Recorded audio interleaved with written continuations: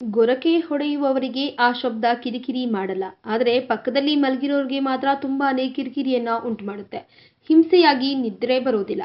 ನಾವು ಮಲಗಿದ್ದಾಗ ಶ್ವಾಸವು ಸರಿಯಾಗಿ ದೊರಕದೆ ಗಟ್ಟಿಯಾಗಿ ಶ್ವಾಸವನ್ನ ತೆಗೆದುಕೊಳ್ಳುವುದರಿಂದ ವೋಕಲ್ ಕಾರ್ಡ್ಸ್ ಹೆಚ್ಚಾಗಿ ವೈಬ್ರೇಟ್ ಆಗಿ ಧ್ವನಿ ಹೆಚ್ಚಾಗಿ ಬರುತ್ತೆ.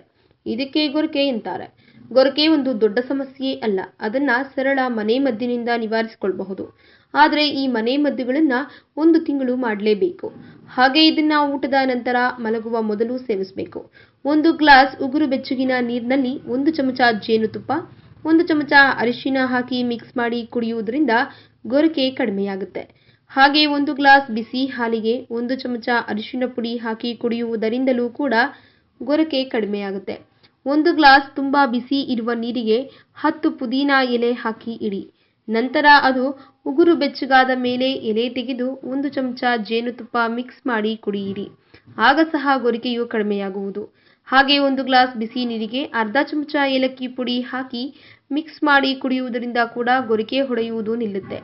ಕೊನೆಯದಾಗಿ ತುಂಬಾ ಬಿಸಿ ಇರುವ ನೀರಿಗೆ 3 ರಿಂದ 4 ಹನಿ ನೀಲಗಿರಿ ತೈಲ ಹಾಕಿ ಆವಿ ತೆಗೆದುಕೊಳ್ಳುವುದರಿಂದ ಗೊರಕೆ ಕಡಿಮೆಯಾಗುತ್ತೆ. ಒಟ್ಟಿನಲ್ಲಿ ಪ್ರಸ್ತುತ ದಿನಗಳಲ್ಲಿ ಪಿಜಿಗಳಲ್ಲಿರುವವರಿಗೆ ಇಂತಹ ಸಮಸ್ಯೆ ಹೆಚ್ಚಾಗಿರಬಹುದು. ಹಾಗಾಗಿ ಈ ಮನೆಮದ್ದನ್ನ ಬಳಸಿ ಖಂಡಿತವಾಗಿಯೂ ನೀವು ಸುಖವಾದ ಮತ್ತು ನೆಮ್ಮದಿಯಾದ ನಿದ್ರೆಯನ್ನು ಮಾಡಿ. ಈ ವಿಡಿಯೋ ಬಗ್ಗೆ ನಿಮ್ಮ ಅನಿಸಿಕೆ ಹಾಗೂ ಅಭಿಪ್ರಾಯಗಳನ್ನು ನಮ್ಮ ಕಮೆಂಟ್ ಬಾಕ್ಸ್ನಲ್ಲಿ ತಿಳಿಸಿ. ಈ ವಿಡಿಯೋನ ಲೈಕ್ ಮಾಡಿ, ಶೇರ್ ಮಾಡಿ ಹಾಗೂ ಮತ್ತಷ್ಟು ಆಹ್ಲಾದಕರ ಮತ್ತು ಆರೋಗ್ಯಕರ ಸುದ್ದಿಗಳಿಗಾಗಿ ನಮ್ಮ ಯೂಟ್ಯೂಬ್ ಚಾನೆಲ್ ಅನ್ನು ತಪ್ಪದೇ ಸಬ್ಸ್ಕ್ರೈಬ್ ಮಾಡಿ.